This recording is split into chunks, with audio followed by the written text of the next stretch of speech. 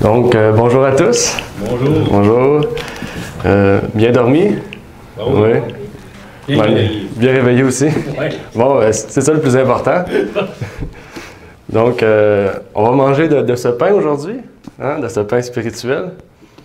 Donc, aujourd'hui, on va voir, dans le fond, dans les 3 matins, on va voir des passages, des fois, qu'on peut trouver difficiles. Puis souvent, on fait face à ça. Donc, si je vous l'ai dit aujourd'hui, c'est parce que j'ai fait face à ça. Donc, j'ai trouvé important que je puisse vous donner aussi ces références-là. Parce que souvent, quand on essaie d'expliquer justement que Jésus, c'est le Fils de Dieu, puis on nous sort ces textes-là que peut-être on n'avait peut-être jamais vus ou qu'on n'avait peut-être jamais entendus. Puis là, on voit des mots, des termes qu'on n'a jamais fait face, donc on ne peut pas expliquer. Puis là, on se dit, bon, ben, finalement, qu'est-ce qu'on croit, c'est pas vrai. Mais dans le fond, il ne faut pas oublier que si on croit que c'est la vérité, tout ce que la Bible va dire va être en accord avec ce qu'on croit. Et si la Bible n'est pas en accord avec ce qu'on croit, ça veut dire que qu'est-ce qu'on croit? Ben, c'est pas vrai, logiquement. Donc, je vais continuer dans le fil d'idées qu'Alain a pu parler. OK? Donc, si vous voulez plus comprendre ce qu'on va voir ce matin, ben, je vous prie d'aller voir Alain. Avec tous les textes qu'il a pu donner, les références, je pense qu'on va pouvoir bien comprendre le sujet de la divinité, justement, sur le Père et le Fils. Et donc, j'aimerais faire une courte prière pour entamer cette courte étude. Donc, si vous voulez vous agenouiller, vous pouvez, sinon, vous pouvez rester comme vous êtes. Notre Père qui est aux cieux, j'aimerais te prier, Seigneur, pour te remercier de nous avoir permis ce matin d'être présents, de nous avoir levés, de nous avoir préparés pour pouvoir commencer cette journée avec toi, tout comme nous la finissons avec toi chaque jour, Seigneur. Puisses-tu nous guider dans cette étude et que tu puisses nous amener toujours vers la vérité, Seigneur. Je te prie donc pour ces choses au nom de ton Fils Jésus-Christ. Amen. Amen. Amen. Donc ce matin, ça sera dans Ésaïe 9, verset 5. Ésaïe 9, verset 5. Je vais ouvrir aussi la Bible avec vous, comme ça, mais si je trouve le passage. Tu veux dire le verset sur le tableau?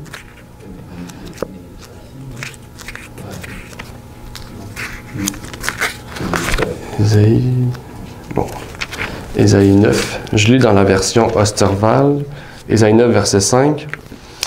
« Car un enfant nous est né, un fils nous est donné, et l'empire est mis sur son épaule.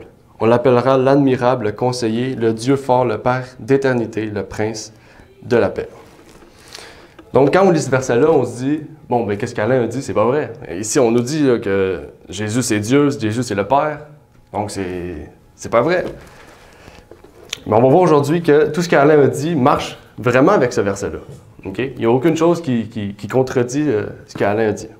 Et qu'est-ce que toutes les autres personnes vont dire par la suite. Et justement, les termes qu'on va voir, puisque la plupart, on les comprend, mais le terme ici, Père d'éternité et Dieu fort. Ça peut nous préoccuper, nous pousser à réfléchir, à essayer de comprendre ce que ce verset-là veut nous dire. Donc, si on continue dans ce fil d'idées, on va commencer avec le terme le Dieu fort. Qu'est-ce que ça veut dire, le terme Dieu fort? Ici, qui s'applique à Jésus-Christ. Okay, on a vu conseiller, prince de paix. Ici, on parle clairement de Jésus, le Fils de Dieu. Mais dans Jean 1, verset 1, qu'on a lu justement hier, on nous cite quelque chose d'intéressant par rapport justement à ce fait que Jésus soit Dieu aussi. Jean 1, verset 1 nous dit « Au commencement était la parole était avec Dieu, et la parole était Dieu. » Donc, on nous dit ici qu'au commencement, dès le départ, la parole était présente. Et la parole était Dieu, mais la parole était aussi avec Dieu. Donc, ici, on parle encore une fois de Jésus. Et le verset 4 et verset 14 du même chapitre vont nous permettre vraiment de pouvoir établir encore plus davantage ce lien. Ça nous dit comme suit, au verset 4 de Jean 1, « En elle était la vie, et la vie était la lumière des hommes. » C'est qui la lumière des hommes? C'est Jésus-Christ. C'est lui qui est venu nous révéler le Père, justement. Et le verset 14 nous dit comme suit, « Et la parole a été faite chair, et a habité parmi nous, pleine de grâce et de vérité, et nous avons contemplé sa gloire, une gloire comme celle du Fils unique venu du Père. » Donc on comprend ici que la parole, on dit que la parole était Dieu. La parole était avec Dieu. Mais on dit que la parole est venue sur terre. Mais lui qui est venu sur terre, ce n'est pas le Père. on nous dit ici en plus, on nous répond ici que celui qui est venu sur terre, c'est la parole, une gloire comme celle du Fils unique venu du Père. Donc on comprend que Jésus, la gloire que Jésus a, il l'a reçue du Père. Et quand vous lisez l'Apocalypse, on voit vraiment que on dit Jésus va revenir avec la gloire du Père. Donc encore une fois, quand Jésus va revenir, on va pouvoir contempler le Père. Parce qu'on va voir Jésus, on va voir la gloire de Jésus et on va voir que Jésus a tout ce que le Père a, même sa gloire. Et justement, cette lumière qui a habité parmi nous, parmi les hommes, on l'a contemplé. Les apôtres, les disciples ont pu contempler la gloire de Jésus-Christ. Et ici, on parle vraiment du fait que Jésus-Christ est venu en chair, révéler justement la lumière, révéler le Père. Et quand on emploie le terme divinité, si on prend une explication du terme divinité, d'après le terme hébreu, ça veut dire la nature ou l'essence de Dieu. Et ce qui est intéressant, c'est qu'on dit que, justement, rappelez-vous de ce terme-là, la divinité, c'est la nature ou l'essence de Dieu. Et dans Jean 1, verset 18, on nous dit « Personne n'a jamais vu Dieu. Le Fils unique qui est dans le sein du Père est celui qui l'a fait connaître. » Donc là, on nous dit que la parole est Dieu. On nous parle du Dieu fort. On nous dit ici que Jésus-Christ est venu sur terre révéler le Père. Mais là, on nous dit que personne n'a jamais vu Dieu. Mais comment ça se fait? On a vu Jésus, on a vu Dieu. Mais ici, ça dit que personne n'a vu Dieu. En fait, quand on comprend bien cela, quand on comprend bien ces choses, on comprend que ceux qui, par exemple, nous aujourd'hui, on ne pourra pas voir Jésus, mais quand on lit les évangiles, on est capable de voir Jésus sans l'avoir vu. Et c'est ça qu'on appelle la foi, croire sans le voir. On croit que Jésus-Christ est le Fils de Dieu, mais pourtant, on ne l'a pas vu. On l'a pas vu, on l'a entendu. Et donc, on voit ici que quand on a vu Jésus, okay, c'est comme si on aurait vu Dieu. Bon, on n'a pas vu Dieu, on a connu Dieu. Et justement, la première fois qu'on va voir Dieu, c'est au ciel. Rappelez-vous, dans l'Apocalypse, on parle justement que quand Jésus va nous ramener son peuple dans la Jérusalem, la nouvelle Jérusalem, c'est là qu'on va voir Dieu pour la première fois. Parce qu'on va avoir revêtu ce corps immortel. Mais Jésus va être celui qui nous aura fait connaître Dieu. Donc quand on va voir le Père, en fait, on ne va pas dire « c'est une nouvelle personne qu'on va apprendre à connaître ». Parce qu'on va déjà avoir connu le Père, parce qu'on a connu Jésus. Si on connaît Jésus, on connaît le Père. Et on comprend donc ce lien étroit qu'il y a entre le Père et le Fils, en fait. Si on détruit le Fils, si on dit que Jésus, ce n'est pas le Fils de Dieu, en fait, on dénie ce que le Père a révélé, justement, à l'humanité. Le Père a révélé que Jésus serait son Fils, que Jésus serait envoyé sur terre pour la race pécheresse de l'humain. Et ce qui est intéressant ici, c'est que un point de plus qu'on parle justement de Jésus et non pas de Dieu, c'est qu'on dit que c'est le Dieu fort. On n'a pas écrit le Dieu tout-puissant, on écrit le Dieu fort. Pourquoi en fait on écrit le Dieu fort et non pas le Dieu tout-puissant? Qu'est-ce qui est intéressant? Je vais vous lire une citation de Alan Stump dans le livre justement, le livre bleu ici de Le fondement de notre foi que je vous recommande, si vous voulez vraiment bien comprendre tout ce qui est écrit. Alan Stump nous dit « Remarquez également qu'Ésaïe 9, verset 6 dit qu'on appellera Dieu puissant. Certains utilisent cette phrase pour dire que Christ est le Dieu suprême. Cela pourrait être un bon argument si ce verset se référait au Christ comme au Dieu tout-puissant, mais il utilise le terme Dieu puissant. Ça, c'est une très grosse différence. Dans la Bible, nous lisons l'histoire d'hommes puissants, mais jamais d'hommes tout-puissants. Il est certainement approprié de dire du Fils qu'il est puissant, car il l'est. Il est aussi approprié de se référer à lui comme Dieu, car le Dieu très haut se réfère à son Fils comme Dieu dans Hébreux 1, verset 8. Ainsi, les termes Père éternel et Dieu puissant peuvent tout à fait s'appliquer au Fils. Donc ici, on a un peu repris ce que j'allais expliquer, Alan Stump a tout repris, mais on comprend bien ici que Jésus est Dieu puissant, c'est un Dieu puissant. Okay? Il y a un seul Dieu tout-puissant, et c'est comme ça qu'on comprend que Jésus-Christ est soumis au Père. Jésus-Christ est soumis au Père parce que, oui, c'est son Père, mais parce que lui, c'est le Dieu tout-puissant. C'est lui qui l'a engendré. C'est comme un père et un fils. On prend l'exemple. Alain, hier, a pris l'exemple de son fils. On peut prendre le même exemple. Alain, c'est le père d'Étienne. Mais Étienne va suivre les pas de son père. Il va devenir papa, il va devenir grand-papa peut-être, si Dieu lui réserve. Et il va suivre son chemin, on pourrait dire, comme tout humain. Et donc, Jésus, c'est un peu la même chose en fait. Le Père l'a engendré, mais la Bible nous dit que le Père l'a souverainement élevé au-dessus de tout nom. En fait, il n'y a pas personne au-dessus de Jésus. En fait, quand le Père est présent, Jésus est présent. Jésus, c'est lui qui suit le Père partout où il va. Et j'aimerais pousser encore plus ce lien-là. Hier, on a parlé d'omniprésence. Donc, j'aimerais revenir sur ça. On dit que Dieu et Jésus sont omniprésents. Mais de quelle façon Dieu et Jésus sont omniprésents?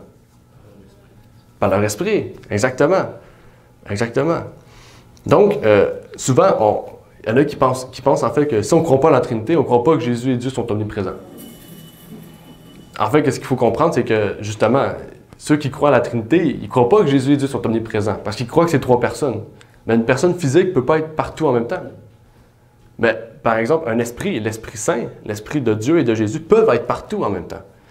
Et Psaume 139, versets 7 et 8 nous le dit. On va les lire ensemble. Psaume 139, versets 7 et 8, qui dit « Où irai-je loin de ton esprit et où fuirai-je loin de ta face? Si je monte aux cieux, tu y es. Si je me couche au sépulcre, t'y voilà. » Donc, on voit ici que l'esprit, peu importe ce qu'on fait, il sait qu'est-ce qu'on fait. Il sait qu'est-ce qu'on pense. Il sait qu'est-ce qu'on va faire. OK? C'est par ce moyen-là, justement, que Dieu peut communiquer à l'humanité, que Jésus peut communiquer à l'humanité. C'est par ce moyen-là que, justement, Jésus et Dieu peuvent, justement, marquer tout ce qu'on fait. Okay? Oui, c'est un ange qui marque tout, mais c'est par leur esprit qu'ils peuvent savoir ces choses-là. Et l'esprit de prophétie nous dit dans Manuscript Release, au volume 14 à la page 23, « Encombré de l'humanité, Christ ne pouvait pas être personnellement en tout lieu.